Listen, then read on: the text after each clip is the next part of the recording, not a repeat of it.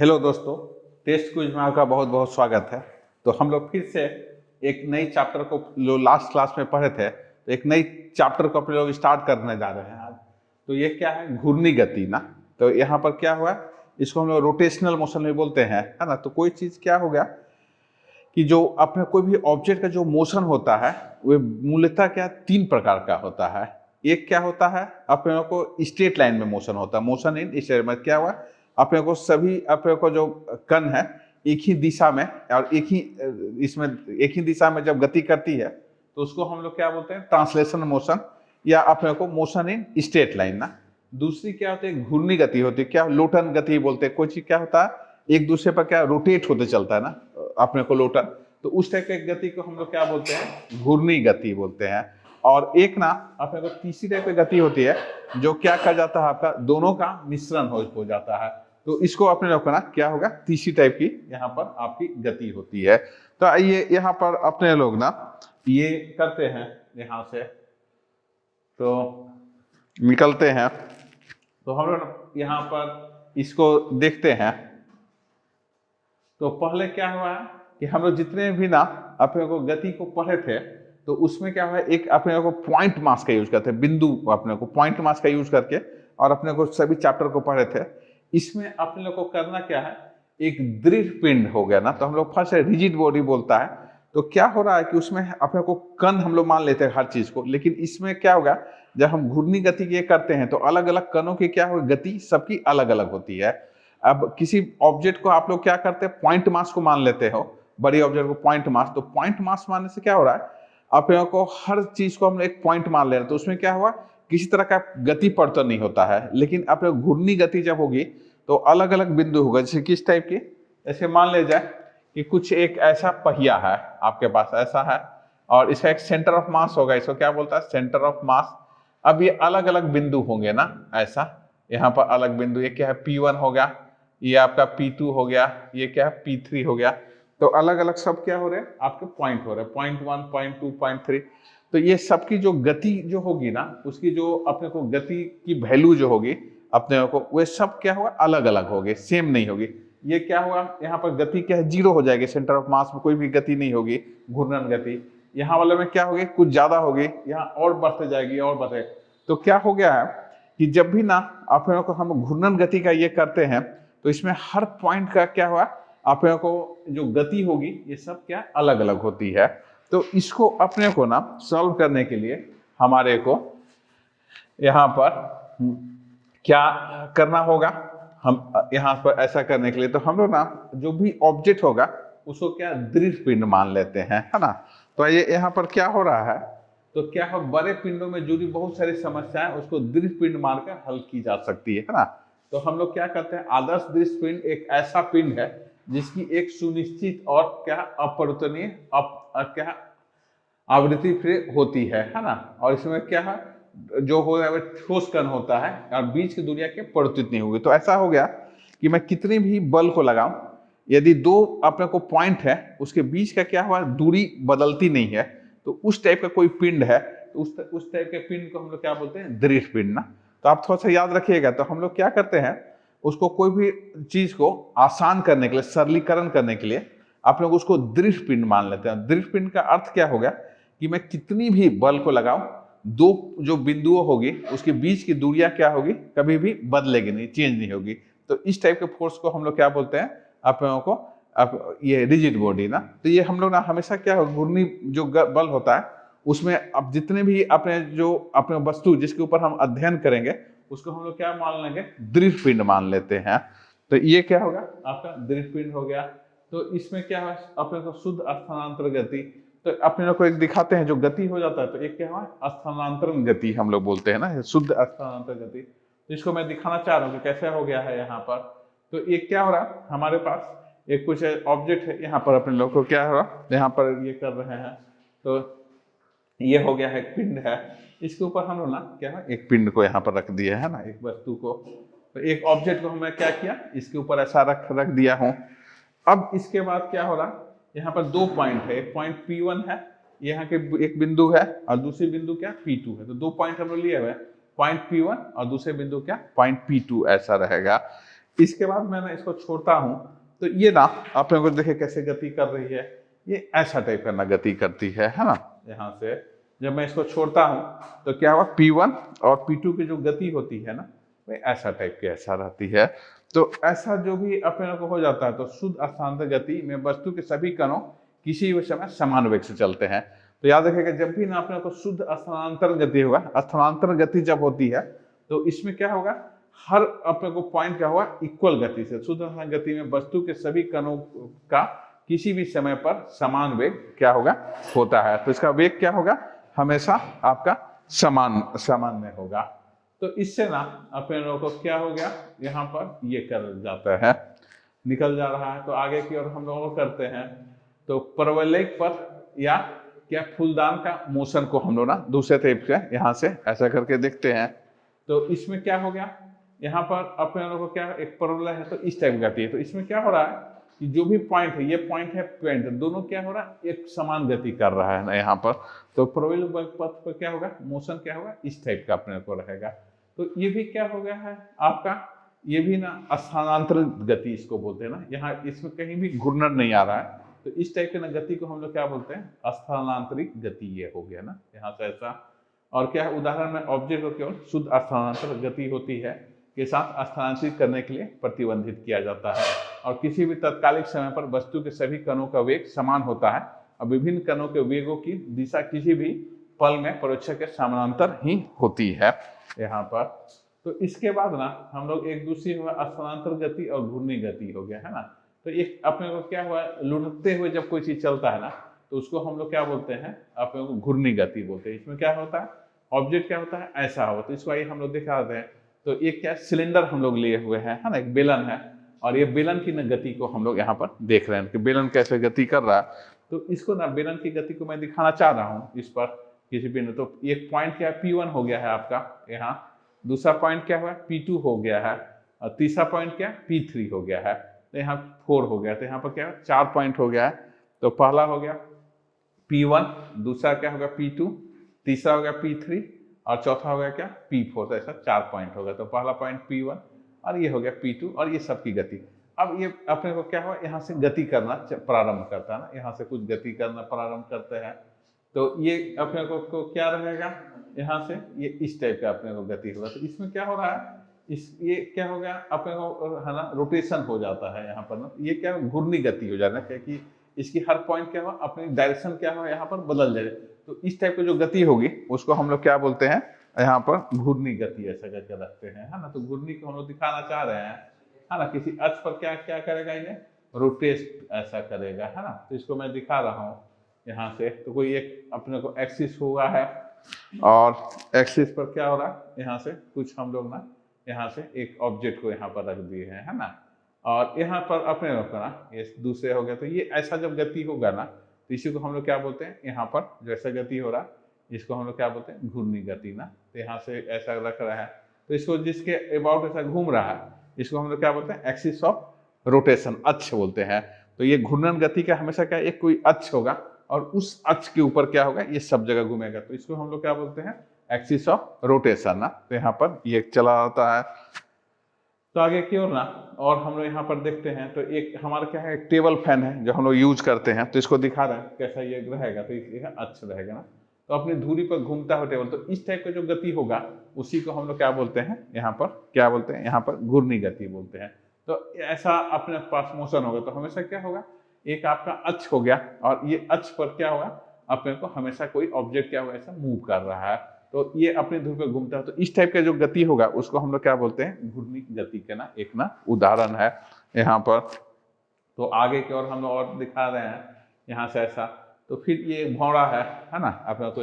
तो ये क्या हुआ, अपने अपन ये क्या घूर्णी गति कर रहा है ना यहाँ से। तो ये क्या हुआ, यहाँ से फिर से आपका जो ऐसा जो गति होगा उसी को हम लोग क्या बोलते हैं, यहाँ पर ये जो गति हो रहा है ये क्या होगा, आपका घूर्णी गति ऐसा रहेगा। तो अपनी धुरी के बारे में घूमता हुआ या स्पिन कर रहा है यहाँ से। उसी तरह से क्या हुआ, यहाँ पर कोई एक पॉट है, एक रखा हुआ है बर्तन, अपने ऊर्ध्वाधर अक्ष पर ऐसा गति कर रहा है। तो ये सब क्या हो गया, आपके सब घूर्णी गति के क्या हो रहे हैं, उदाहरण है ना। इसको क्या बोलते हैं हम लोग, रोटेशनल मोशन में बोलते हैं। तो ये टाइप का जो गति हो रहा है उसको हम लोग क्या बोलते हैं, हमेशा रोटेशनल मोशन ऐसा करके यहाँ पर ऐसा करके दिखा रहा है ना। तो यहाँ पर ये ऐसा हो गया, तो ये अपने अक्ष पर ऐसा घूम रहा है ना, दूरी पर। फिर अगला जो हो गया यहाँ से ऐसा रहा, ये हो गया भौरा हो गया, तो ये अपने अपने अक्ष पर घूम रहा है। तो इस टाइप के जो भी गति होगा इसको हम लोग क्या बोलते हैं, यहाँ पर घूर्णी गति ऐसा करके बोलते हैं, है ना। तो ये दूसरा हो गया। तीसरा क्या हो गया है आपका, ऐसा हो गया एक अक्ष है और ये अपने अक्ष पर ना ऐसा रह करके और यहाँ से अपने को फिर से ऐसा घूम रहा है ना। तो ये जो हो गया इस टाइप का जो अक्ष पर घूम रहा है, तो इसको हम लोग क्या बोलते हैं, यहाँ पर घूर्णी गति यहाँ पर ऐसा करके बोलते हैं। तो ये अपने को रोटेशन के बारे में यहाँ से फिर से हम यहाँ पर दिखा रहा हूँ। तो ये हो गया है, तो ये कुछ ऐसा है, ये अक्ष है, तो 3 अक्ष हो रहा है। ये इसको हम लोग क्या बोलते हैं, एक्स अक्ष। ये जो हो जा रहा है आपका क्या, वाई अक्ष। और ये क्या हो गया आपका जेड। तो 3 अक्ष हो गया, एक्स वाई एंड जेड ना, 3 अक्ष आपके पास हो रहा है। तो यहाँ पर अपने लोग ना फिर से अपने को ऐसा रखना, तो इस टाइप का जो गति होता है ये किसके अक्ष के अबाउट हो रहा है, ये अबाउट वाई अक्ष ना, इसके अपने को ऊपर हो रहा है ना। तो ऐसा जो गति होगा तो ये क्या है, वाई के, ये हमेशा क्या हुआ जो घूम रहा है अपने वाई अक्ष के क्या अबाउट में ऐसा घूम रहा है ना। तो ये हो गया आपका वाई अक्ष का, ऐसा ये कर जा रहा है यहाँ से। तो इसको फिर से हम लोग यहाँ पर थोड़ा देखते हैं।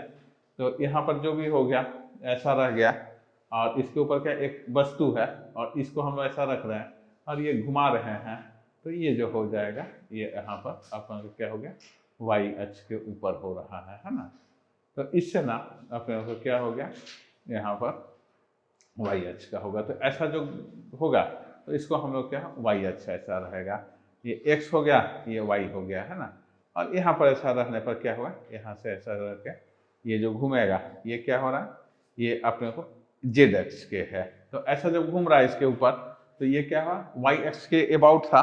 तो इसमें थोड़ा अक्ष को भी आपको समझना होगा कि जो भी वस्तु जो रोटेट कर रहा है ना, घूम रही है घूर्णी, वो किस अक्ष के, तो ये क्या हुआ, जेड अक्ष के अबाउट घूम रहा है ना। तो इसको क्या है, अबाउट जेड अक्ष बोलेंगे।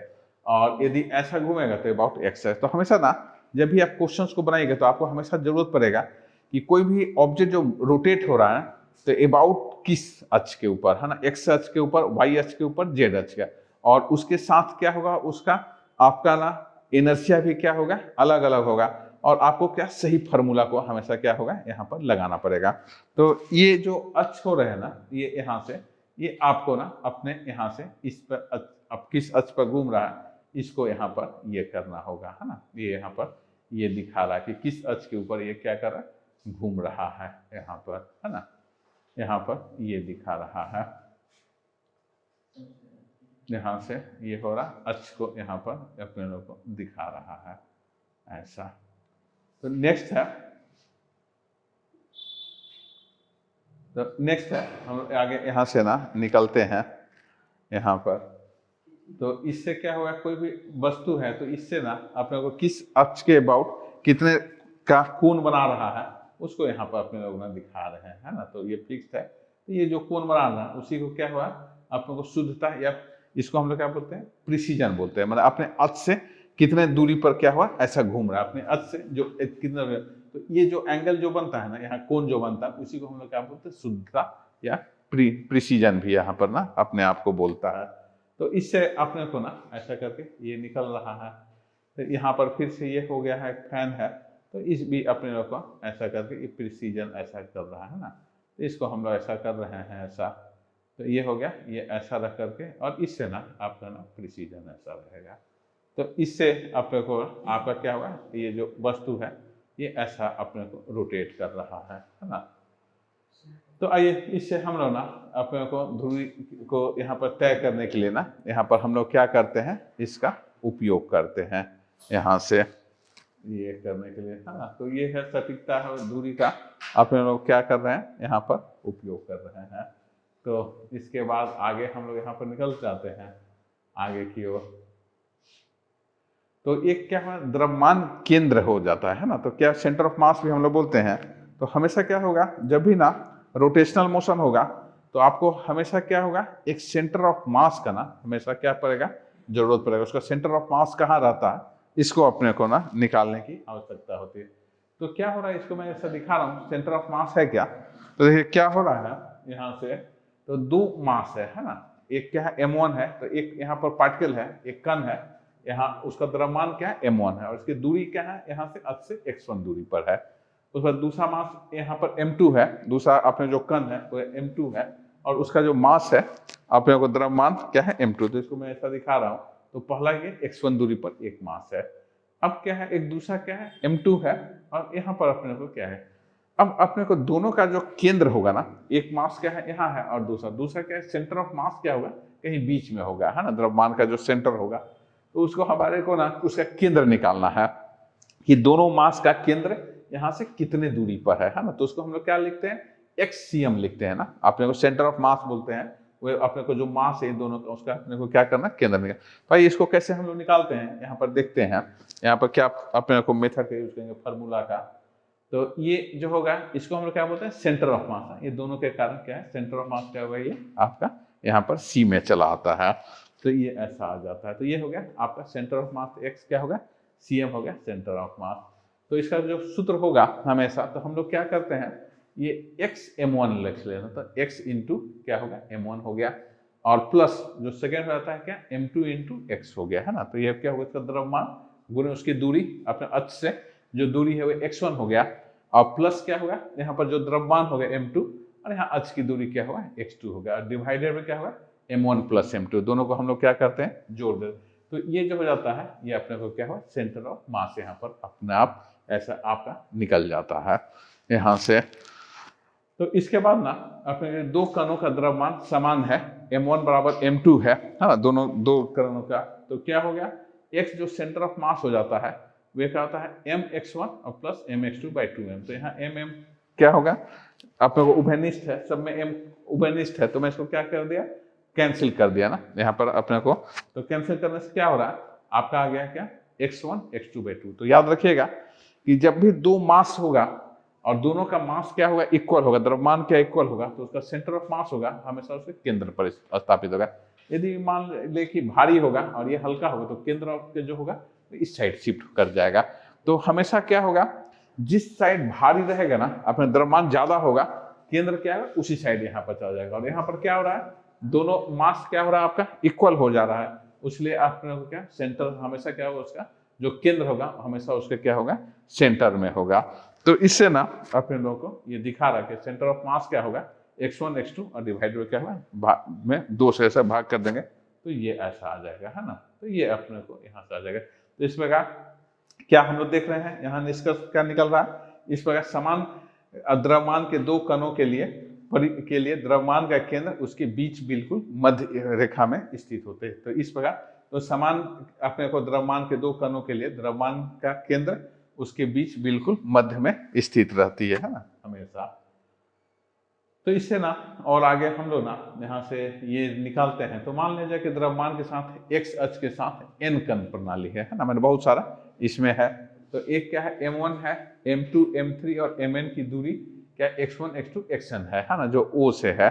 तो यहाँ पर अपने लोग को ना ये निकालना है। तो x सेंटर ऑफ मास इस केस में क्या होगा जब बहुत सारे कण होंगे तो इसका क्या होगा अपने द्रव्यमान पहले कणों का m1 उसकी दूरी क्या है अब अक्ष से कितनी दूरी है प्लस उसका जोड़ना है जो दूसरे अपने को कण है उसका द्रव्यमान और उसकी अक्ष से कितनी दूरी। तो ऐसे करके सभी कणों को हम लोग क्या करते हैं जोड़ लेते हैं और सबके क्या हुआ जो द्रव्यमान है उससे हम लोग क्या करते हैं विभक्त कर देते हैं। तो ये जो वैल्यू आते हैं वे क्या हुआ सेंटर ऑफ मास, उसका क्या हुआ अपने को केंद्र की दूरी है ना अक्ष से, ये हम लोग का ये सूत्र। तो ये थोड़ा सा सूत्र को आप ना याद रखिएगा, इसको हमेशा ना आपको बहुत बार निकालने की आवश्यकता होती है।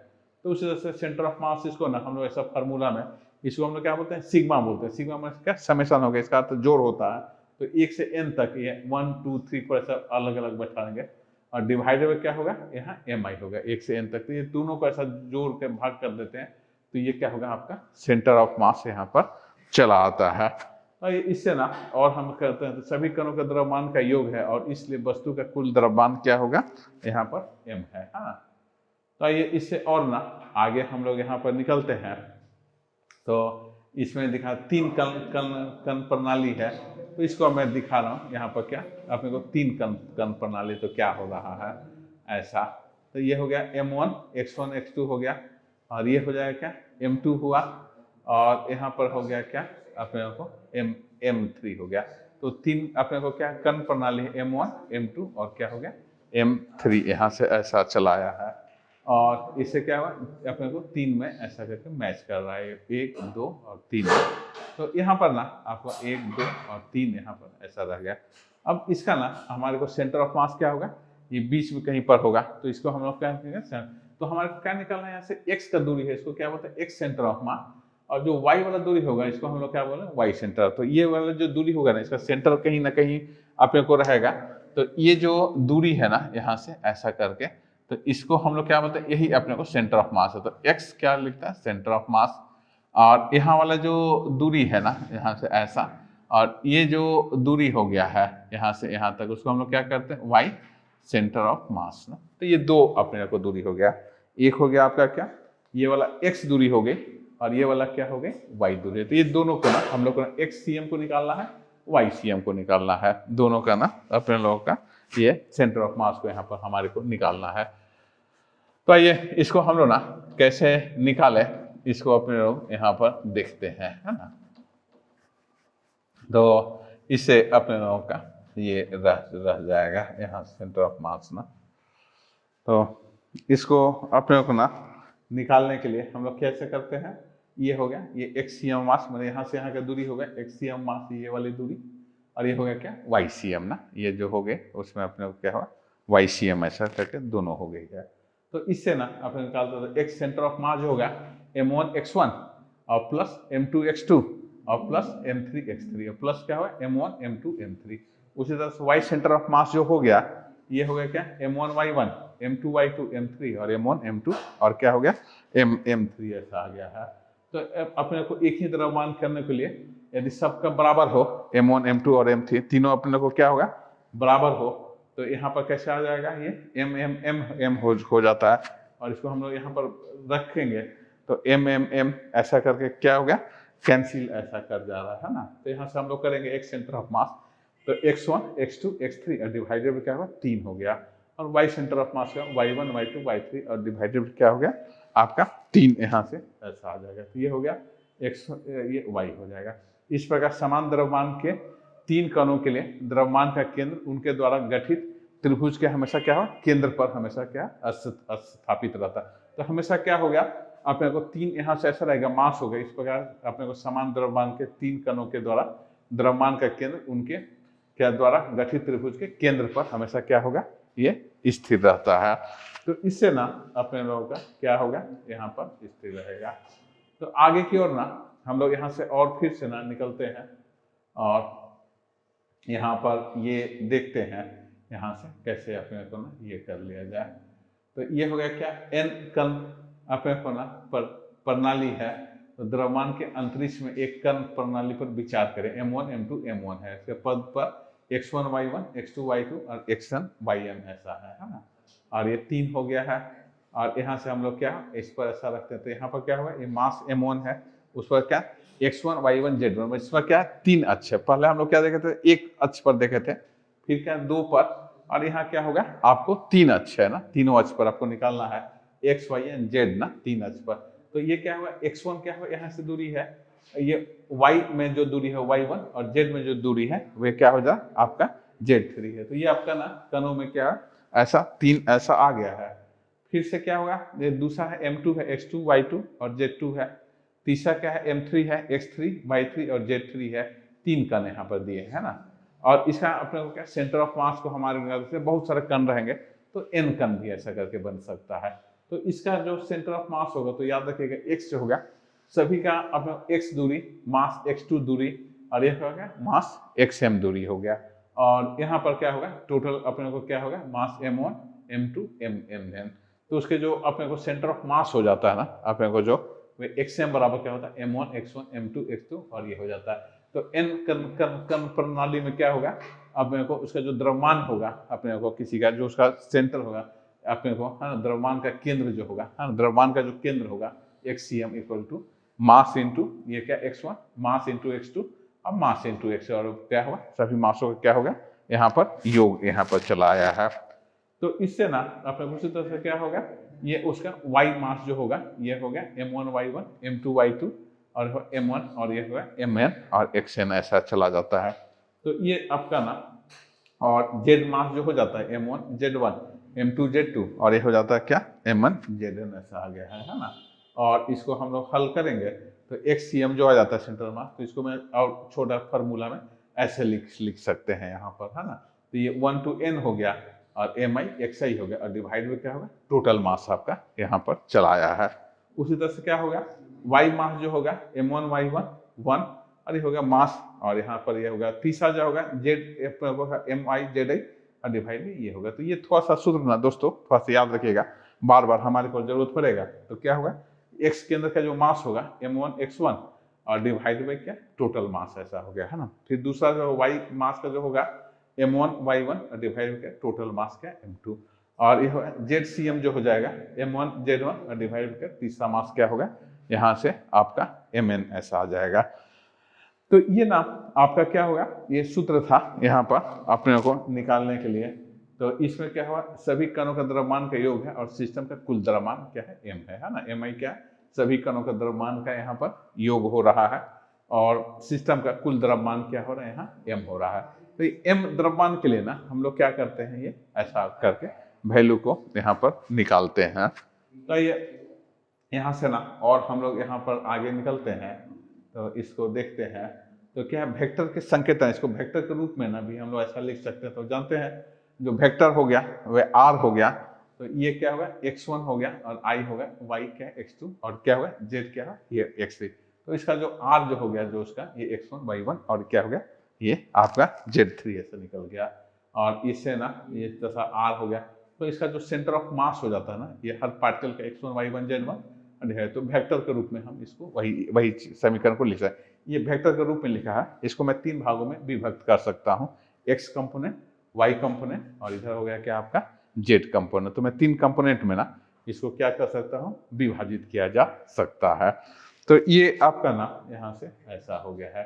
तो आइए हम लोग ना यहाँ से कुछ ना क्वेश्चंस को यहाँ पर आपको बना करके ना मैं थोड़ा सा दिखाता हूँ कैसे इसका ना हम लोग ना उपयोग करेंगे। तो आइए यहाँ से हम लोग ना यहाँ पर ये निकलना है। तो हमारा क्या हो रहा है, यहाँ क्वेश्चन है आपका कि एक यहाँ पर 2 मास दिया हुआ है ना, ये है ना। तो ये M1 है और इसका अपने लोगों का ये है इक्वल टू मान लीजिए 3 kg का है, और यहाँ पर आपका M2 है इक्वल टू मान लीजिए 5 kg का है ना। इसका हमारे को क्या करना है, सेंटर ऑफ मास निकालना है ना। सेंटर ऑफ मास कहाँ होगा, ये सेंटर हमको निकालना है XCM है ना। तो हम लोग क्या किए थे, सूत्र को हम लोग पढ़े थे यहाँ से। तो क्या पढ़े थे, X centre of mass equal to क्या था M1 इंटू X1 प्लस क्या था M2 इंटू X2 है ना, और डिवाइडेड में क्या था M1 प्लस M2 है ना। ये मास का सूत्र हम लोग तो पढ़े थे अपने को। तो किसी भी ऐसा क्वेश्चन दिया रहेगा तो 2 मास है, एक पहला वाला द्रव्यमान M1 है उसका क्या 3 kg है, और दूसरा क्या M2 है, इसका हमारे को क्या करना सेंटर ऑफ मास। तो जब भी सेंटर ऑफ मास आपको निकालना होगा तो ये सूत्र को आपको लगाना होगा, एक centre of mass M1 X1 M2 X2 M2 M3। तो उसी तरह से क्या हो गया, इसको मैं यहाँ पर सूत्र को यहाँ पर उपयोग कर रहा हूँ। तो M1 यहाँ दे रहा है 3 है, और X1 क्या शून्य कर लिया क्योंकि हम लोग इसी एक्सिस पर निकाल रहे हैं। तो इसकी दूरी क्या शून्य हो गई, प्लस M2 कितना है 5 हो गए, और इसकी दूरी कितनी हो गई है यहाँ से अपने को, सॉरी ये दूरी भी दोनों का ना दिया हुआ है, ये अपने लोगों का दिया हुआ है 4 मीटर ऐसा दिया हुआ है ना, ये दोनों दूरी है। तो यहाँ क्या हो शून्य हो गया और ये क्या 4 यहाँ, और डिवाइडेड क्या हो M1 3 और प्लस 5 है ना, तो कितना हो गया 8। तो इसको मैं और हल कर रहा हूँ तो कितना हो गया 5 इंटू 4 और डिवाइडेड बाई 3 और 5 8 हो गया है ना। तो ऐसा यहाँ से काट दिया, तो काटने के बाद क्या हो गया, ये अपने को आ रहा है 5 डिवाइडेड बाई 2, तो इक्वल टू क्या हो गया 2.5 मीटर, ये अपने का ऐसा आ गया। तो ये जो यहाँ से दोनों को अपने को सॉल्व कर रहे हैं, तो ये 4 मीटर है, तो इसका जो द्रव्यमान का दूरी हो गया ये आपका निकल गया, ये यहाँ थोड़ा ज़्यादा आ रहा है इस साइड क्योंकि इसका वेट ज़्यादा है। तो ये XCM बराबर क्या आ गया 2.5 अपने को मीटर ऐसा आ गया है ना। तो ये ना आप किसी भी तरह का ऐसा दिया होगा तो उसमें बड़ा आसानी से ना आप ऐसा क्वेश्चंस को आप बना सकते हो। तो कैसा दिया हुआ था, यहाँ पर 2 मास दिया था, M1 दिया था ये 3 kg का था, M2 क्या है 5 kg का था, और दोनों के बीच में क्या होगा अपने को 4 kg का था। तो उससे ना अपने लोग को क्या हुआ, दोनों मास को हम लोग यहाँ पर निकाल लिए, और मास को निकालने के बाद में ना अपने लोग को क्या, ये सूत्र को लगा करके बड़ा आराम से ना हम लोग क्या कर लेंगे, ऐसा अपने लोग को ये कर लेंगे। मान लिया जाए हम लोग को ना कैसे रहेगा, ऐसा रहता तो कैसे निकालते हैं इसको, आप लोग थोड़ा सा बनाइएगा, कोशिश कीजिएगा। तो मैं मान लिया जाए कि एक अपने को त्रिभुज दिया हुआ है, ऐसा ऐसा और ऐसा, है ना, ऐसा मान लिया जाए, ये अपने को ऐसा दे रहा है, सेंटर है, ये है 2 मीटर है, ये है 2 मीटर, है ना। यहाँ एक मास है m1 इक्वल टू मान ले 3 kg है, ये हो गया m2 इक्वल टू मान ले 4 kg है, और यहाँ m3 है इक्वल टू मान ले 5 kg है ना। तो हमारे इसका सेंटर ऑफ मास निकालना है, क्या फाइंड आउट करना है, xcm, और ये भी दूरी यहाँ पर दिया हुआ है ना, ये अपने को मान ले जाए ये 3 मीटर ऐसा दिया, तो हमारे को निकालना xcm बराबर वाट एंड ycm इक्वल टू वाट, है ना। इसको कैसे निकालेंगे, आइए।